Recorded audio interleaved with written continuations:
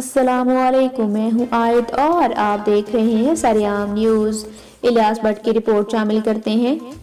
یونان میں Maurya hot spot پر مہاجرین کی حالت ازار۔ یونان میں جزیرہ لیزوس میں واقع موریا کیمپ سے 150 افغانی مہاجرین فرار ہو کر شہر کے مرکزی پارک میں آ کر رہنے لگے، جس پر مقامی افراد نے بہت بڑا جلوس نکالا اور گورنمنٹ سے یہ مطالبہ کیا کہ یہاں پر پارک میں پہلے سے ہی بہت زیادہ مہاجرین موجود ہیں جو کہ خود ساختہ بنائے ہوئے کیمپوں میں رہ رہے ہیں۔ ان لوگوں کی وجہ سے مقامی پارک میں جگہ جگہ کوڑے کرکٹ کے ڈھیر لگے ہوئے ہیں، جس کی وجہ سے بیماریاں پھیلنے کا خطرہ لاحق ہو رہا ہے، لہٰذا ان کو یہاں سے نکالا جائے۔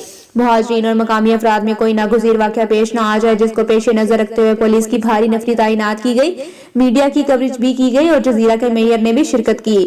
میئر نے مہاجرین سے کہا کہ آپ لوگ ایک سائڈ پہ ہو جائیں تاکہ میونسپل کمیٹی والے صفائی کا کام کر سکیں، جس پر مہاجرین نے رد عمل ظاہر کرتے ہوئے اپنی شرٹس اور جیکٹس اتار کر پارک کی صفائی شروع کر دی۔